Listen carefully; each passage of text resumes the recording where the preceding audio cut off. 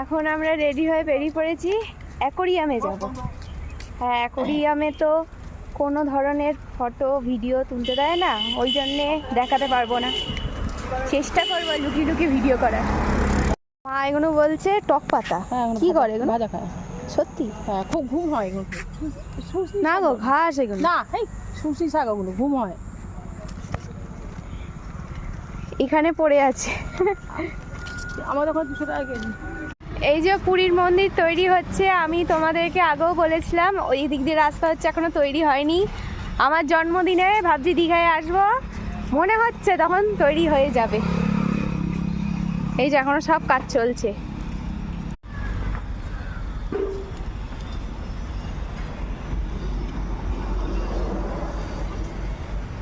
এই যে পুরীর মন্দিরের মেন গেট।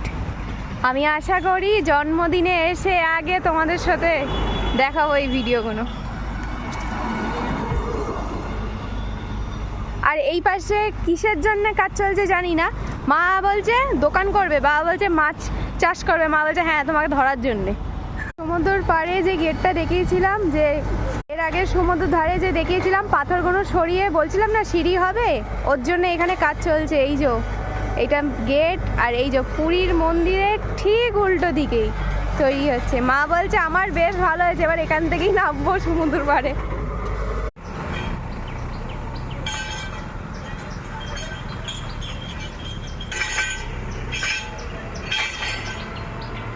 মা এখানে কচু শাক দেখে বলছে ওরে শিবু রে শিবু, একটু ছুরি নিয়ে আয় শিবু, চিংড়ি মাছ দরকার।